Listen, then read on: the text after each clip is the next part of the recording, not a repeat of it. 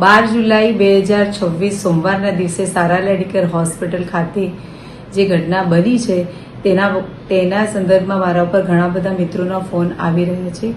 એટલા માટે એની ચોખવટ કરવા માટે એ કેસની હકીકત શું હતી હું તમને જણાવવા માંગુ છું. દર્દી અમારી પાસે છેલ્લા 3 મહિનાથી ટ્રીટમેન્ટ લેતું હતું. તેને ટ્વિન્સ બાળકો હતા. એને ઓલરેડી થાઇરોઇડ અને પીડિયાની દવા ચાલતી હતી.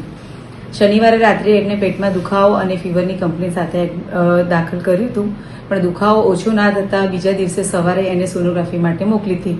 સોનોગ્રાફીમાં રિપોર્ટમાં એવું આવ્યું કે પેશન્ટને આંતરડા પર ઇન્ફેક્શન છે, સોજો છે અને બાળકના ધબકારા ઓછા છે. એ રિપોર્ટ આવ્યા પછી પેશન્ટ અમારી પાસે આવ્યું એટલે કન્ફર્મેશન કરવા માટે અમે ફરી સોનોગ્રાફી કરતા એમાં ધબકારા બંને બાળકોના એબસન્ટ હતા. એટલા માટે દર્દીના સગાને તરત અમે જાણ કરી હતી કે પેશન્ટના બાળકના ધબકારા નથી, એટલે તાત્કાલિક સર્જરી કરી અને બંને બાળકો અધૂરા માસે 6 મહિના હોવા છતાં પણ ઓપરેશનથી લેવા પડશે તાકી માતાને કોઈ ઇન્ફેક્શન ના થઈ જાય અને એના લીધે માતાને કોઈ તકલીફ ના થાય. ઓપરેશન કરતા પહેલા એના બ્લડ ટેસ્ટ બધા કરાયા. એ રિપોર્ટ્સમાં પેશન્ટના WBC કાઉન્ટ બહુ ઓછા આવ્યા અને એની સાથે સાથે એની કિડનીમાં પણ થોડી ઇફેક્ટ હતી અને ક્રિએટિનિન કાઉન્ટ એનું 3.14 હતું. આ રિપોર્ટની જાણ અમે સીસીવાળા ડોક્ટરને કરી. એને બીજા પણ અમને રિપોર્ટ સજેસ્ટ કર્યા. એ બધા રિપોર્ટ અમે કરાયા. એ રિપોર્ટ કરાયા પછી દર્દીના સગાને બધા રિપોર્ટ વિગતવાર સમજાયા પછી એનું જોખમ છે પૂરેપૂરું સમજાયા પછી એમની સંમતિ લેવામાં આવી અને સંપૂર્ણ દર્દીના સગાની સંમતિ સાથે અને શીશીવાળા ડોક્ટરની પણ કન્સલ્ટ લેવામાં આવી અને પછી જ પેશન્ટને ઓપરેશનમાં લેવામાં આવ્યું.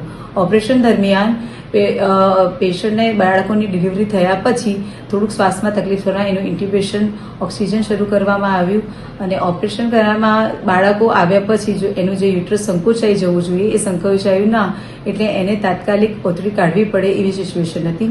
આ ડિસિઝન લેતા પહેલા અમે પેશન્ટના સગાને જાણ પણ કરી હતી અને બીજા 3 એક્સપર્ટ ડોક્ટરોની ટીમને બોલાવી અને અમે હિસ્ટેક ઓપરેશન કરવાનું ડિસિઝન લીધું. એમાં પણ પેશન્ટની કન્સલ્ટ લીધી હતી.